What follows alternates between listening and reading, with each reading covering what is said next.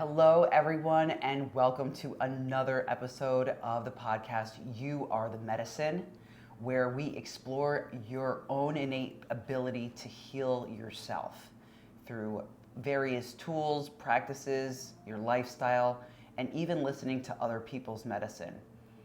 I'm your host, Dr. Jessica Chichester, co-owner of Haute Healing Oasis, the Whole Body Wellness Center in Stamford, Connecticut. And today I have with me here my dear friend and soul brother, Jeremy Mack. Hey, Jer. Pleasure to be here. Nice to meet you. Jeremy's a one-of-a-kind man.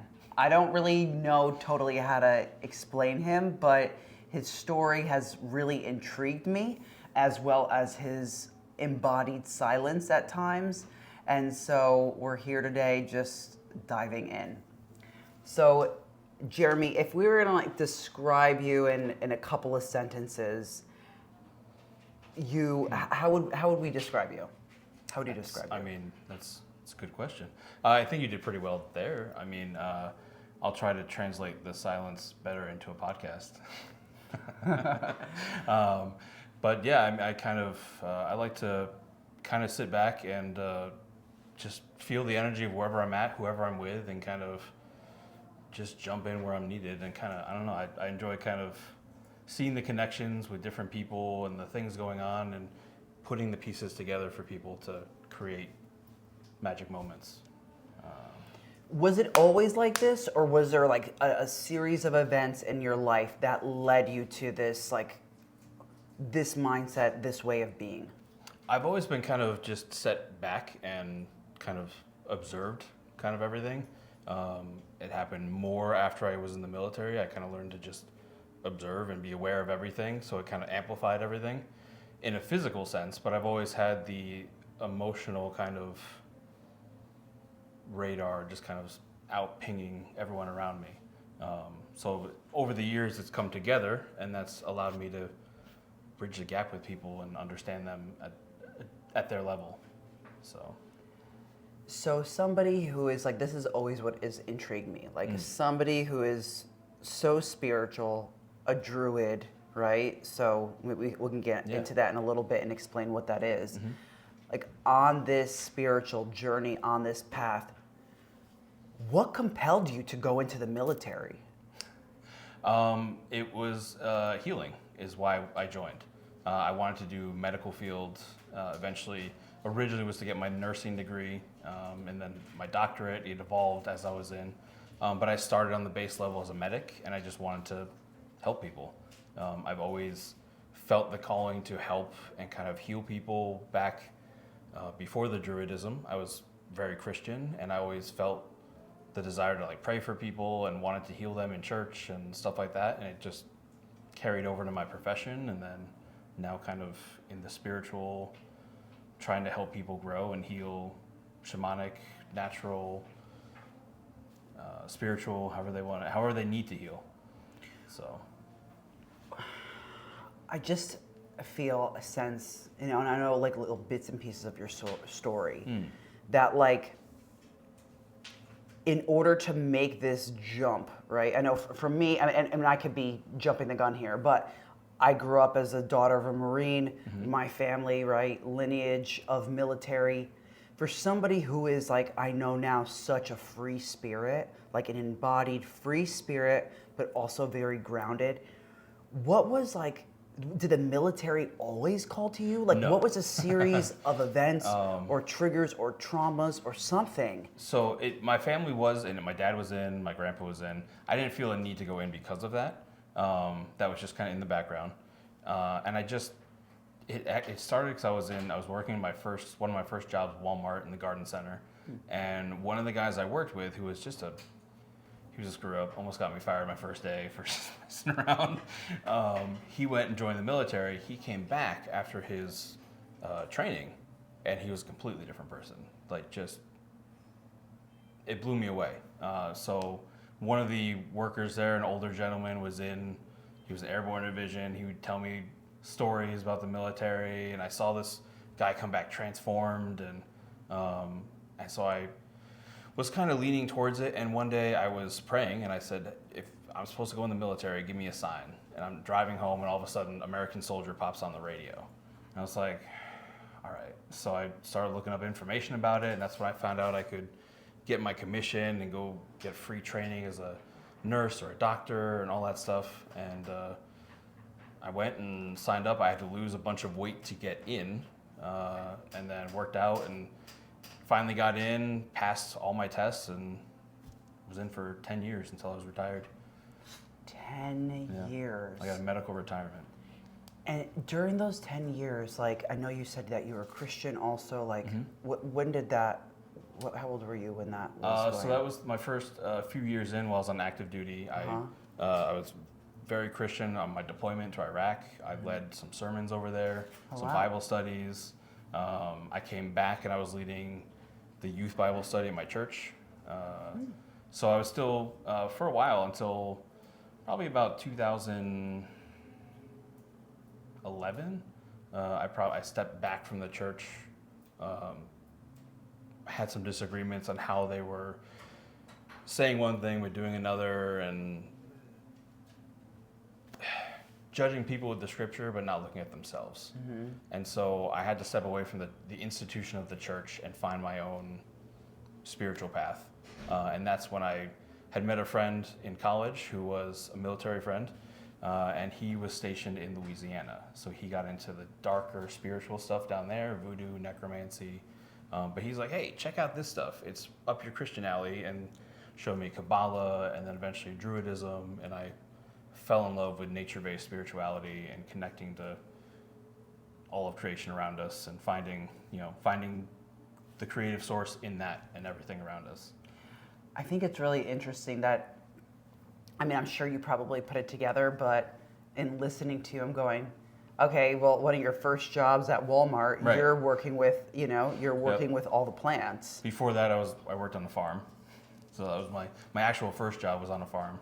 Doing I learned landscaping stuff, and I did maple syruping and all the vegetables and So I've always been in the dirt. And then also with like that desire to help people. I mean, I don't know why people choose to go into the military. I remember at one point I was deciding if I was going to go in myself. And I'm sure there's, you ask a million people and there's a million different answers. But the fact that you went in with this focus of wanting to help people, did you ever have an intent during that time of as you were waking up into like a different state of consciousness and understanding of life and shamanism and Druidism, did you ever think that like you wanted to somehow merge the plants with the medical field while you were in the military, or is that something post? So when I was in the National Guard, I'd gotten out of active duty, went to the National Guard for a while to go to school, and that's when I started trying to, I was originally going for my pre-med, because I wanted to go a naturopathic doctorate. After I got out and I started getting the Druid stuff, I started looking at modern medicine a different way with all the plants, and I found naturopathic medicine, and I wanted to go, that's where I wanted to go. Organic chemistry was a bit tricky, and I was dealing with a lot of PTSD issues from the military that I was self-medicating at the time, and so I just couldn't handle it and walked away from college and haven't looked back. I've just kind of taught myself all my own herbal plant medicine, my own research instead of paying someone else to do it, and I've and remembering all the knowledge I've had from doing it many lifetimes. So I do appreciate that about you, that like, again, for such a free spirit, you decided to go into the military, which I guess it gives its own freedom in structure in some sense, but then the ability that you had to just navigate your own healing and navigate how you wanted to learn.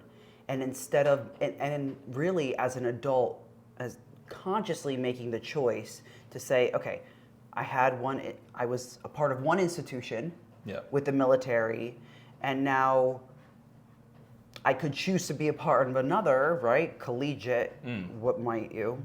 Yep. but then deciding to just say, okay, you know what, I'm going to learn freely and on my own. Yeah. And I think that's big.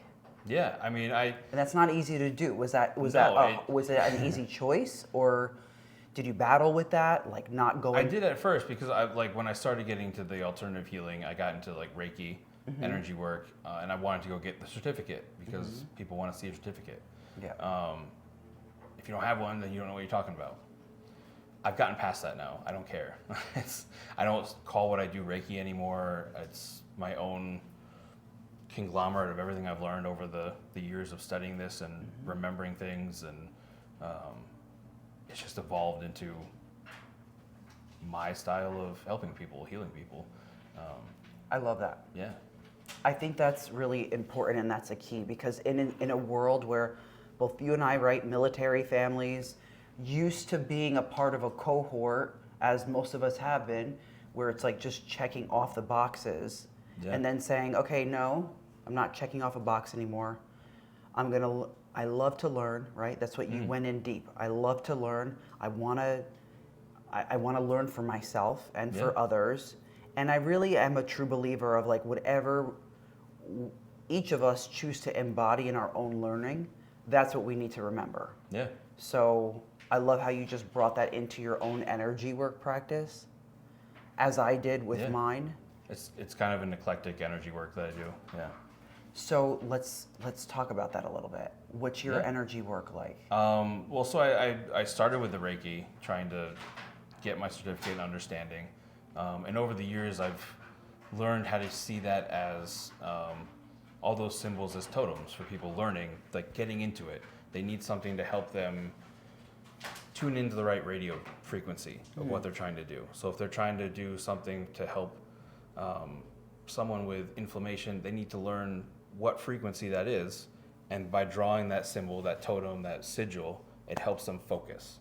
And so over the years, I've learned that. And so now I kind of stepped away from drawing the symbols all the time, and I can just tune into what frequency it needs to be. So that's one of the bridges I've made. My recent trip down to Ecuador, I've learned a lot from the people down there that I've brought back into my ritual, an appreciation for the tobacco plant and the different herbs that they use down there versus up here in the north, and kind of bridging the gap with the two styles of healing. Whatever resonates as I'm learning all these different things, because I'll sound healing, I'll start playing with the different frequencies. All right, I like these, I don't like these. Herbal medicines, I like doing these ones here, but I'll stay away from this stuff, maybe a little more modern medicine with that. So whatever resonates the best with me, I just gather it all up and just pull it into the sphere of knowledge I help spread to other people. I think that's how we really understand that we are the medicine. Yeah. It's not about us just being in ourselves and I have all the answers and that's it and I'm separate from you. It's about listening and learning and staying open, but also having discernment and testing things to see what works for you right now in this current state, and also listening to the needs of your clients or your friends, the people around you, what might work for them. Yeah. Even if it's not really in my wheelhouse. Right. You know, what things can I suggest for them? Like, I don't use the symbols now, but if I'm teaching someone who's just learning out, like, I'll show them the symbol, what it means, the actual, what this line means, what this line, so they have the baseline understanding, the knowledge to then take what they resonate with and use that. So. And I love that too, because when we talk about energy work and all these different certifications and for everything, right? For everything, the whole point of it, even for education, right? Even in college, okay, here's a blueprint to be whatever. Here's just the blueprint. But when we can take that and learn how to apply it to so many other things, then we can upgrade our own reality and our own relationships and everything. So, in terms of Druidism, let's talk about that a little bit. Like, what is Druidism? It's not something that's well known up here in the Northeast. Like, where do Which you, is Jeremy surprising, Mack, because come there's up actually, with Druidism? There's history of Druids that have came to this area in New England. So it's surprising not a lot of people actually know about it. But it's basically a form of like Celtic shamanism. So that Ireland, Scotland area, they were the shamans, the spiritual leaders of the community. So they were, if you think of the King Arthur time frame, that was Merlin, was a Druid. He was out in the woods working with them. They taught him stuff. But it wasn't all just like magic and spells. And they were also, if there was someone in the town having a dispute, they'd go to the Druid to help resolve it. They were the keepers of the fire for the town. So that on the high holidays, they would come to the Druid's house to gather the new fire for the new year, stuff like that. So it was some symbolic leadership roles, as well as if you were cursed, or you would go to the Druid, and they would help. For the way they did healing was their version of it was taking communion from nature and the soul of the person, and trying to find either the plants that they need to help with the soul wound, the right frequency of the plant to help with the soul wound, or they would help them connect to nature itself to gain the lessons from the trees, the plants, the animals, because they have the Druids believed that they were messengers. Every living thing has a message to share with us, something to teach us. They're part of us, our brothers, our sisters, and so it's very similar to other shamanic cultures, just with that Celtic twist of the Ireland, Scotland area. And that whole area has a very high energy connection to Gaia, and so it's just a very intense connection with nature. So did your family teach you about this, or was it during the military, with your friend? Yeah, it was after I got out. When I was in college with the veteran that was into the necromancy stuff, he's like, hey, we should check out this stuff. And he was like showing me the Druid things. I was like, this is pretty interesting. And I found a bunch of books on it, and I just started absorbing all the knowledge I could, any rituals that happen, because there's still groves, or what they call them. It's essentially like a witch's coven, just for Druids. And there's still groves that have lineage for hundreds of years in England and all over the world. And so there's still a lot of teachings that have been passed down through the generations. A lot of it is in poem and song. The Druids had a lot of like bard type stuff in their history to keep the tradition alive. And so I just absorbed it all and just fell in love with it. And then I started remembering just doing this before in past lives, and my connection to nature, and it just all came flowing through. And I was just out there and started to grow with my friends, and we just connect to nature and honor the high holidays. And What are those? so like the solstices and equinoxes are the major ones, and then you have the days in between. So like Imbolc, like February 2nd, like the 8 holidays instead of the 4 major ones, just to divide up the year. The medicine wheel, the Native Americans, same holidays. Oh, wow. Yeah. So while we're down in Ecuador, same holidays. It's all the same. And when I was down there, he was talking about the cauldron lighting the fire every year. I was sharing how the Druids do that too with the flame. So there's similarities all over the earth. It's all the same. It's like the same people, you Yeah. know, Yeah. Maybe a little different version There's of a the little story. tweak to it, yeah. Yeah. It's kind Yeah. of like playing telephone, like maybe the main message remained the same, just the way people Yeah. executed it, right? Executed that shamanism throughout the world is a little different. So shamanism really, from what I'm hearing from you, is just really about connecting with nature. So How would you describe the it? way I would describe like what a shaman does is the bridge between the physical and spiritual world. Yeah. And so if you came to me as someone who wanted healing, I would have to it's not focused on healing the physical, but also what wound do you have that's causing this manifestation to happen?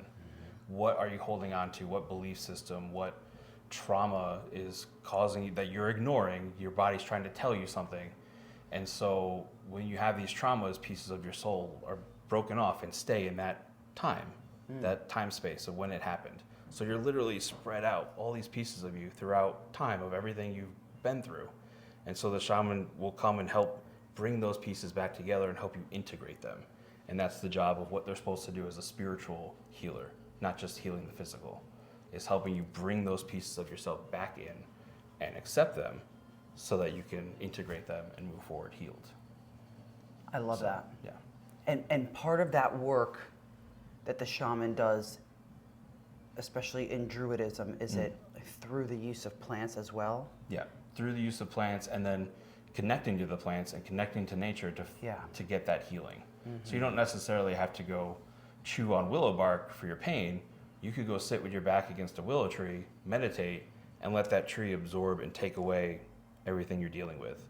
So there's other ways to do it, not just as a medicine, but with communing and connecting to it. What fascinated you about, when you made the switch from, the leap from Christianity over to Kabbalah to Druidism? What was it that really that was the aha moment? When I realized how much was similar in all the different religions.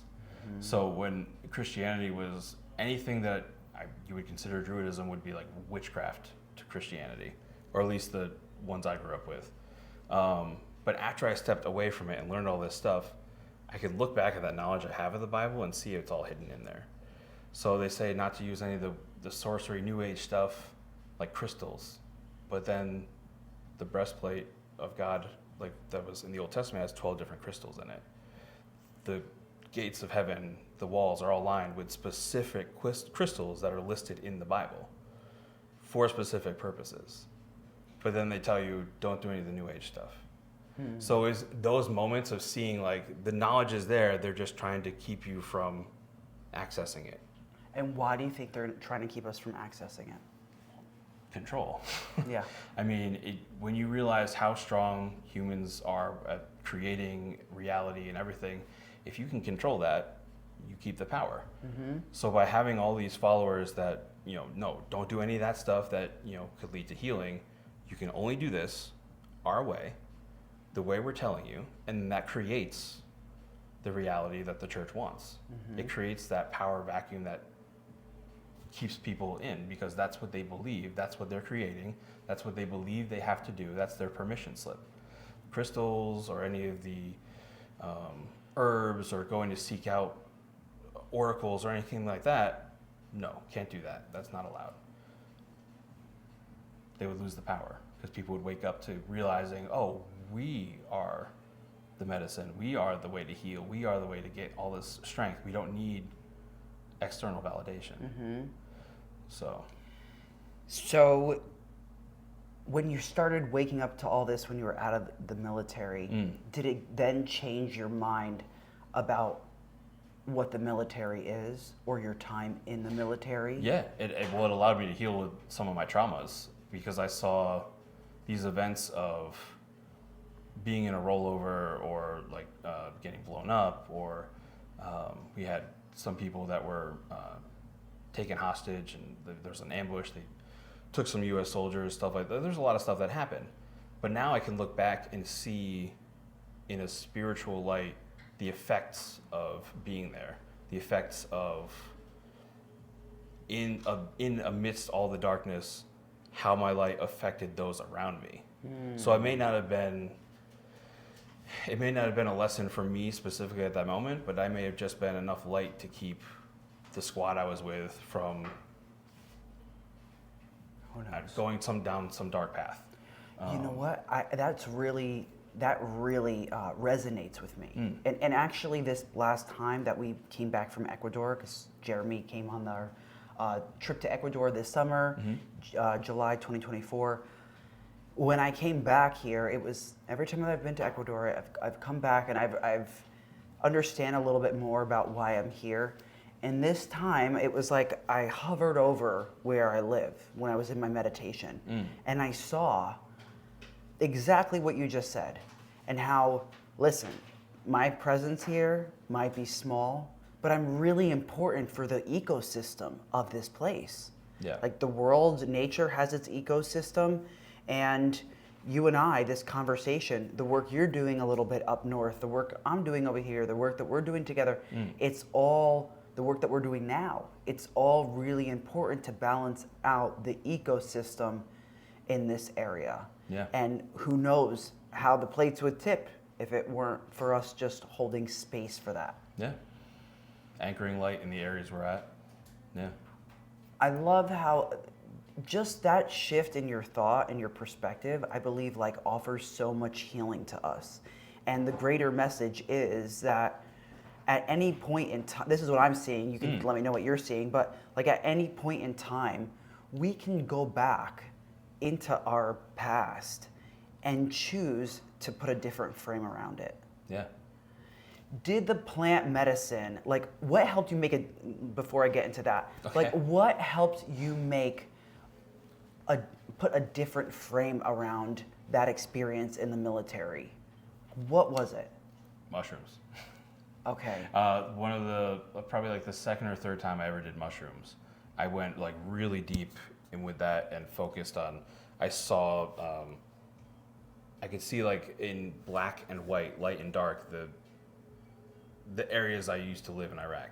And so I could see the energy of what was around me, and I could separate the people from the energy that was around the people. Mm-hmm. So they were light, but they were covered because it was just so thick in the air. It was like a fog of darkness. Yes. In the whole area. So they themselves, not all the people were dark, they were just in a dark fog. Mm-hmm. And so I could see that more clearly, and it let me get rid of a lot of stuff I was holding on to. And going back to maybe I wasn't there for anything except to help this person at that time get through it. Mm-hmm. Because I was doing a Bible study, or I taught something, or I said something to one of my squad, or whatever it was. I was able to see it differently, and I could see the people I lost as agreements we had, like they did that kind of stuff for me. Like they agreed to come to this war zone before they came to this earth physically. And they agreed to go through that with me to help me now and in the future.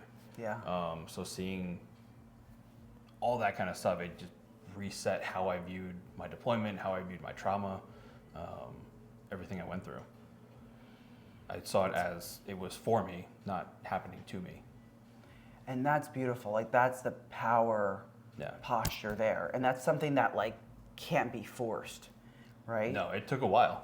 It took many years to actually come to that realization. So now I want to help people get there quicker because I went through it. Like, yeah, you don't need to go through everything I did. Let me help you there. So and there's such a need for that. Yeah. I really resonate with everything that you said. I think about the time, even from this last trip that we went on to Ecuador.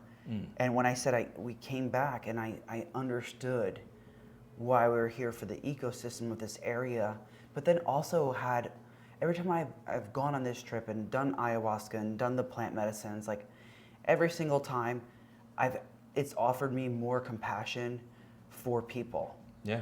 And in a posture of service and humility and also good discernment, right? But in understanding there's the soul of the person and then there's the program. Right. And then and if somebody's not clearing through that program and they're not connecting with themselves, then it's like not only the program, all their ancestral wounds, like everything just piles on top to where at all the times limits you're they like, put on themselves. yeah, Yeah. to where you're going, like, where is this person? I could see it, right? And I think that's. And I was actually just having this conversation. Yeah, tell me. Where the key, there's like two main keys that I've found for like to find your path and where you should be going. One is pursue like your highest excitement, joy, and the other is just fully be yourself. Yeah. And that's a hard thing for people to do, is to just be yourself because of the judgment that other people have. But I was explaining that judgment is just that person that you feel is judging you.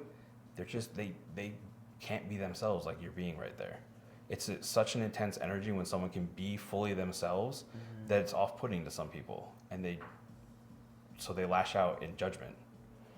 But it's not you. They just wish they could be as free as themselves as you are. And so when you see it that way, it's a little more easy to be yourself. Like the judgment, you're showing people that they can be free. Yeah. And that's all the judgment is they wish they could be. But here you are showing them, just do it. That's intense. Yeah. Because when we think about even like biblically, right, some of the deadly sins even, and I don't remember if these are the deadly sins, but just they feel deadly, like, right, like jealousy and greed and all of these things that separate us and compare and all of that. It's just causing us to separate more and more. It's causing that judging instead of that connecting and going, hey, what can I learn from this person or from this situation? And then the program is just so real, right? Because the difference is if somebody is going through a successful moment, and it doesn't have to be like financially, it can just be they're able to give more of their attention, right? If somebody is going through a successful moment and we see that and it's appealing, I think it's nice to just be able to jump in and celebrate, right? It's just to celebrate what that person is going through, because then we also get that deposit into us. Yeah. Is that something that Druidism talks about, or is that something a little bit different? I wouldn't say that's necessarily in Druidism. I mean, there's the lifting others, like always reaching back, kind of. That's within like the occult kind of. Any pagans, like they're always about like bringing people with you up the ladder kind of thing. Whether it's necessarily in like their text or anything, I've always found that any of the pagan like people that I've met, it's always trying to bring someone up with them, show them what they've learned. And so, what do you mean by pagan exactly? Because like somebody, Well, yeah, right? pagan, I'm gonna come at you right from a different lens of like born and raised, non-major like Abrahamic religion. Got it. Judaism, Christian, Islam, those are like the main Abraham religions. Anything that's not that would be considered pagan to those religions. Oh. So, yeah. They don't consider the other ones necessarily pagan because they still all come from, they're sons of Abraham. So they're kind of like cool with each other. How did your family feel like when you made this shift? What was their role in your evolution, or how did they respond? What was that like? Pretty well. My dad kind of was like, he just kind of was just him and kept to his Fox News and his thing and did whatever. My mom was trying to be supportive, and that's when she started seeing like the stuff in the Bible, the crystals in the Bible, the different things the Bible talks about, and she made the jump too. Oh wow! And then she ended up getting certified as a crystal healer. I don't know, like 5 or 6 different types of Reiki. She wrote a few books about it. Made a crystal pharmacopoeia book, so you could look up like if you're having breathing problems, here's all the crystals that help. If you're having stuff like that, so she really got into it. And my dad kind of got into like the energy stuff, but he's just still. He just is. He likes the secret, that kind of thing. So he got into it just in his own way. Yeah. The whole attracting everything based on what you put out, and he just found it that way. And yeah, they both kind of woke up in their own ways. And my brother is still very agnostic, and it's ironic because he's a volcanologist, so he has crystals all over his house, but he only sees them for the science, and that's it. Oh wow! No esoteric, no metaphysical, nothing. It's all just lost on him. For now. Yeah. One day, like, I'm waiting for his crystals to just talk to him and just have him have a moment. That's pretty amazing. That you're just like so polar opposite in that capacity, but still from like the same line. So what are some, you told us about your first mushroom experience and how that was just this awakening to help heal, right, some of the PTSD and to start to see the situations in the military differently. Then what kept you going back to the mushrooms, to the point of like coming on the retreat to Ecuador? They just keep taking me deeper. Every time I take them, they peel back another layer, another program, another limiting belief that I put on myself. They just like, no, let's check out this part of reality now that you've been denying. And I dive into it, either release some traumas or come to a new understanding that one of them was like, we're all creating reality together, so anything that happens to us is really for us. And it's just how we decide to actually react to it and use it. Stuff like that will come to me, or it'll be working on some of the traumas, relationship traumas, how I feel I've been treated, or stuff like that. So it's always different. I love it. It's always something new, something to dig deeper into and explore. So I keep coming back to them. I love exploring with the mushrooms. And that's not an easy thing to do. I mean, mushrooms, it's not like when you're doing it in that capacity for healing, it takes a lot of work. It does. Do you have certain ways that you prepare yourself for that, or is that this is like an everyday preparation that you do? Well, I just make sure like there's certain things I won't no technology while I'm on that. I'm very strict, like just waters, fruits, veggies, like, and I keep it very clean. And I go with the purpose of just using it as the medicine to help teach me something, to expand. I never use it to let's take mushrooms, go to a movie and see what happens, or. No. It needs to be with an intent of either to go out and to connect with nature or to work on an internal issue, whatever it is, some kind of work that I'm trying to do with it. I always treat it as the medicine and not a fun thing. What were some things or one thing that you left Ecuador with that was really healing or inspiring or igniting for you? Or a couple things. One, I mentioned the how they view tobacco and how they use it in their ceremony, and that kind of struck a chord with like the Native American stuff I had studied, and so I've definitely integrated a lot more of that. I'm going to start growing it next year. Oh, cool. Just have my own, nothing in it, just naturally grown, and just seeing the community down there and just how they were they all helped each other. There was no. Even the people who didn't know us were saying hi. You weren't just ignoring people. You were recognizing the people around you, acknowledging them, which I don't feel like a lot of people acknowledge everyone around them here. No. They just kind of put their blinders up and just go about their life. Yeah. But there it was very, oh, hey, how's it going? Catch up. And like, even if it's just for a moment, there's a completely different energy. Totally. And so I was very isolated, like go live on my mountain away from people. And so now I'm trying to like actually engage with people now and try to do more community things and actually come out to events and do things instead of just being the reclusive bear in the mountain. Well, that's good. Yeah. I mean, the community aspect. And it's hard to spread what I'm trying to do if I'm staying locked away. So, yeah. I mean, there was a use for it, and I did a lot of growth, but now it's time to actually come off the mountain and. Yeah, because what we're doing, like talk. even our story, our story is not really meant for us. I started realizing this more and more this year. Our story is not just meant for us.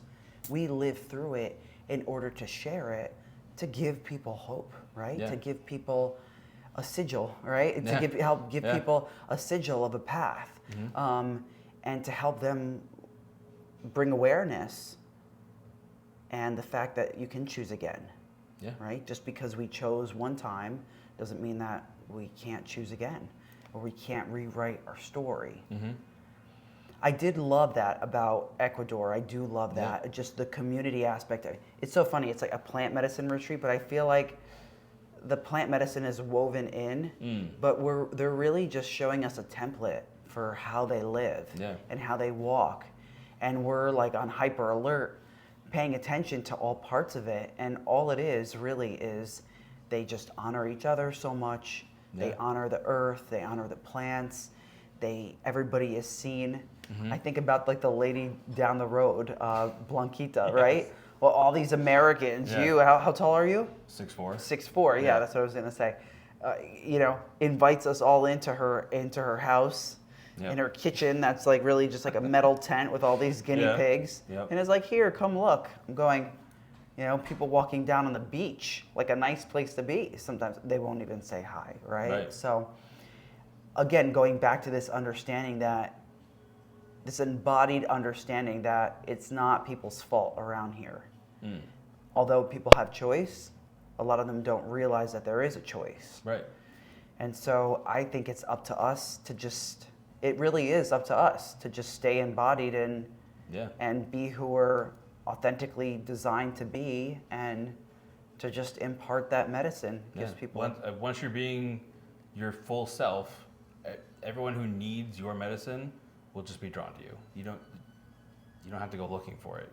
It'll just, it's the way it's designed. I mean, once you're in the rhythm, you're being yourself, the universe is like, all right, let's go. Let's bring the people in that need either the shock to the system of who you are, or the people that are going to come and glean what you've done and learn some stuff from it. You're going to teach them, whatever it is.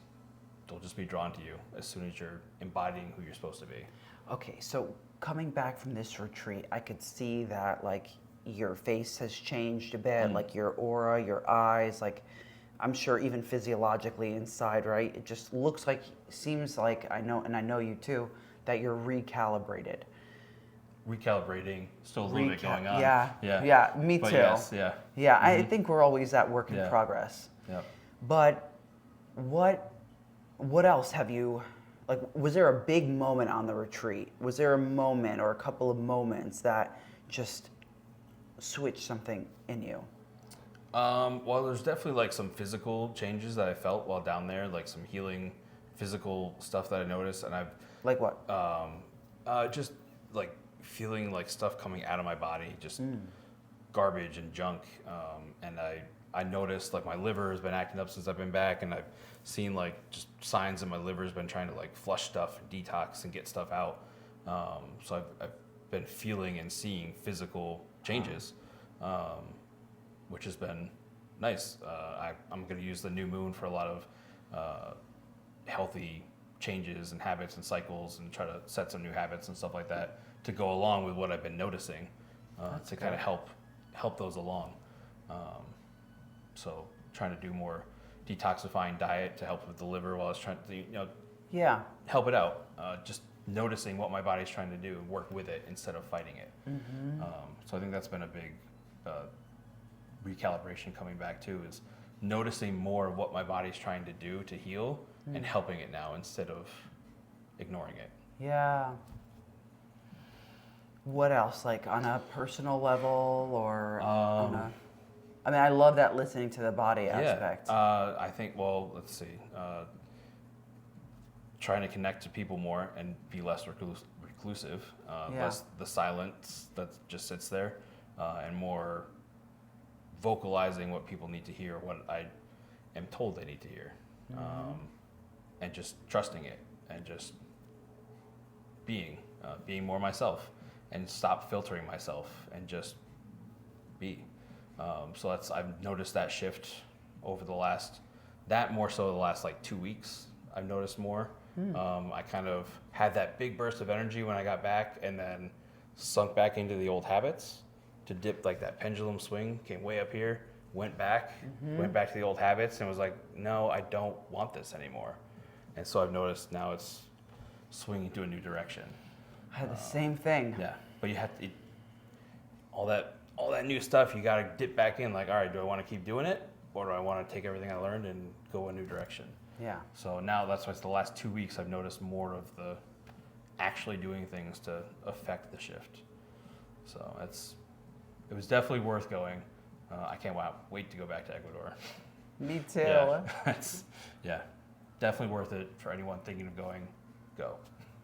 Yeah. Yeah, I can't agree more. I mean, I had just such a great time with you and learning from you and just seeing the growth from you and everybody in that group. There was everybody there. Yeah, everyone had healing for everyone else. I know. It was a beautiful thing to watch. It is. That's when I really got that message. My first time doing ayahuasca was like, you're the medicine. You're the answer that you're looking for. And I'm going, wait a minute. If we all say yes, whether it's to detoxing together, because like mid-September we're going to run a 30-day detox here and online at HHO. Just like a 30-day detox and fat burn reset to just recalibrate the body. This is a good season to do it as we're getting into fall, but the power. Yeah. Virgo season. Cool. Yep. Happy almost birthday. Thank you. And yeah, just community, having the community to do things with, but then also when a group of people, whether it's 2 or more, right? That's even biblical. Yep. When 2 or more gather, then there is medicine there for us to learn from each other, even if it's being triggered from each other. Yeah. It's really important that we can lean into that with an open heart and posture. Yeah. Do you have certain things or rituals that you do daily to help kind of like help you just so the buildup of stresses or old ways or things like that kind of can bundle at surface, or you can help heal through them? That's part of the thing I've noticed I've been having to shift is I don't do that. I've always had the whole issue of heal thyself, and I've always been focused on healing other people and never focused on myself. So I'm always directing my energy towards other people's healing. And so that's part of the new moon, setting new intentions for new healthy rituals that I want to set up, whether it be meditation or yoga or whatever it is for my own stress relief, my own personal healing, time for myself, whatever it is. That's what I'm trying to do now is set that up, because I don't do it. I've always been focused on other people. So I think that this is great, the place that you're at with the awareness and understanding. Like, I was focusing on other people, but I was also a recluse, and like that doesn't resonate, because then it's going, okay, the big question now, it seems like, how does Jeremy fill his cup so he can live his most joyful, powerful, in service, authentic life, so you can be just like that waterfall that dips into others, but also dipping into yourself and having healthy boundaries. So I'm really, I think it's incredible that I'm your friend, really, and that I get to like be in your life and hear this and see this. It's been like a really big honor for me to just get to know you and literally to learn from your medicine and not even as don't undermine the power that you bring to a room just by you being there. Oh yeah. Like, you have such a significant presence the alongside your height, and everything else. And the way that you look, right? Very unique, but just your aura, your energy is so you're a mover and a shaker without doing anything.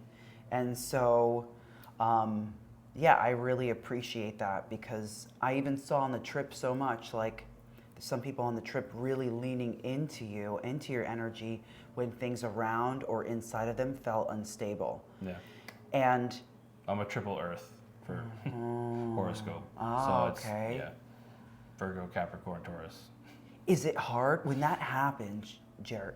I mean, I think I know the answer, but is it hard to just stay there and just be there?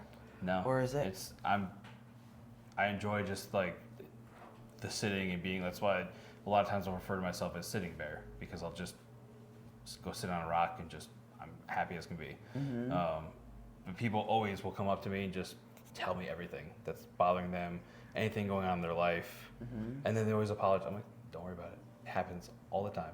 It dump it into me and it just goes. I just give it straight to the earth. I don't even try to hold on to it. That's a gift. Yeah. That's a gift in and of itself. And I guess now that you're coming out more too, you get to play with that on a different level, because then you're coming into more people. Yeah. So what are some of the next steps for you? Like, the next steps for, personally, where do you want to go or grow, inside or out? I've been trying to figure that out because I was looking at trying to start up, like setting something up in my house, telling me, come, we'll do the healing, all that kind of, but it's not me.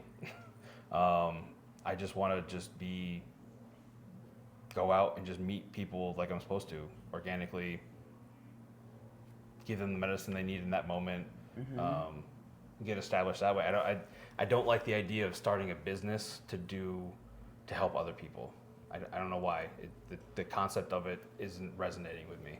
I just want to just go help people. Yeah. And that's it. Just go do it. I love it. No, try to like make them come here, set up schedules, have a shop with all it. I could see doing it, but it just doesn't resonate. It's not what I want to do. So how I can do that in the 3D world of just meeting people and helping them, and we'll see what happens. I love I'm that. just along for the ride, and I love that. yeah. I love that because so much so, especially in our culture, it's like we're so destination oriented. Right. It's sickening. Like I have to pull myself out of it. I'm Yeah. definitely could be guilty of it. And it's stupid. And then you limit yourself because you're setting, this is where I want to go to Yeah. accomplish my goal. Yeah. And you're limiting what the universe can then give you to help you accomplish it. Yeah. So if I just know, I just want to go help people however I can. I don't want to have a business for it. I just want to go do it and then make that how it all works. Just gonna sit back and see how it unfolds. I love it. I mean, I'm- I'm not limiting myself for how I'm going to get there. Yeah. So, And I guess it gives that sense more too, like my life is something to stay open to and fresh with and to play with Yeah. and to see opportunities in people for who and what they are. and it also helps you live more in the moment, because if you're not focused on where you need to get to Yeah. or everything you've been trying to do to get to where you are, you can just enjoy where you are instead of worrying about where you need to go. It'll just come to you. I love that. Yeah. Jeremy Mack, you're awesome. I'm very happy that you've somehow walked into our lives. How did we even meet? I mean, it all started on that. Oh, it did. Yeah. On the Connecticut Yeah, Psychedelic Connecticut. Association. Yep. On a Zoom. Yeah, I just saw you. I think your face wasn't even there. It was just your picture. I'd mentioned a little something about in New Hampshire how I won my case, and Oh my God, we it have was- to I talk won- about that. Yeah. Yeah. We have time. You can talk about that a little bit. Yeah. Yeah. So tell us about this. Okay, so you had that moment, right? Post-military. Let's just kind of dial Yeah. back and give me a trajectory. So it was I retired from the military, and Uh-huh. I bought a house in New Hampshire, and I was living up there, and I joined a Native American church that their sacrament, the way they connected was through mushrooms and DMT.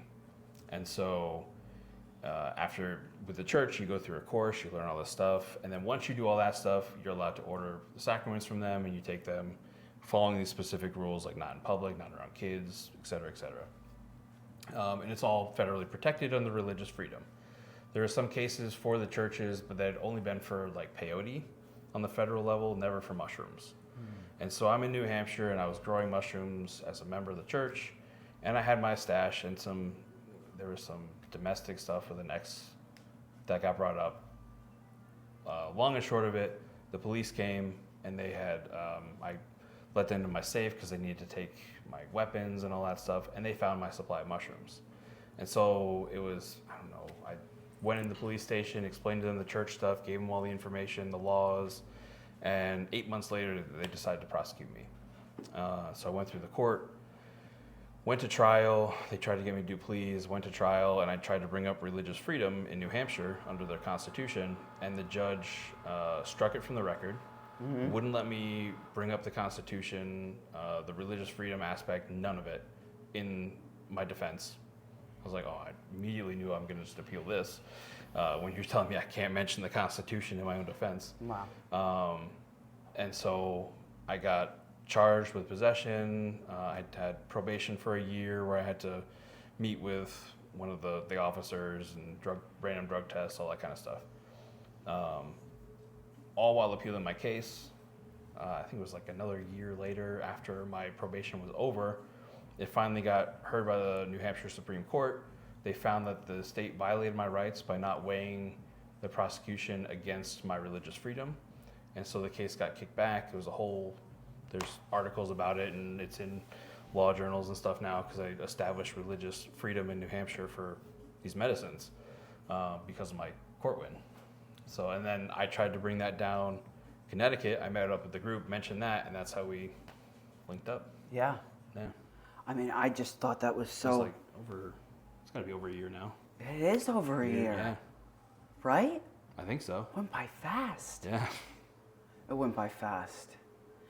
Again, I think you're so powerful. Your story is so powerful too, because these situations that seem like they're absolutely terrible, because they are. In 3D, they're absolutely terrible. Yeah. I mean, I hear that and I'm like, oh God, I'm sorry. But I get it. It's part of your path. Yeah. But the fact that that situation you were able to get and see that opening, right? Yeah.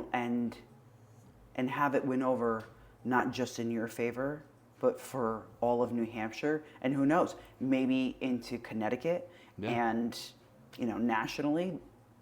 That's huge. System busting. System busting. This is the time. Yeah. Is that something that you want to get involved in, It's just something that or you have a happens to passion me. for? Yeah. It just happened. It happened while I was at WestCon in school. I found out What do that you they mean? were so they had switched GI Bills from the Montgomery to the post 9/11, and the way Connecticut law was written was if you had 100% disability or 100% with your it was a certain thing with disability. Whenever you had a certain amount in the military, tuition was waived in the state of Connecticut. And so what was happening is these people who were supposed to have tuition waived were getting the tuition charged to their GI Bill. So the state was just taking federal money illegally. And I called them out on it.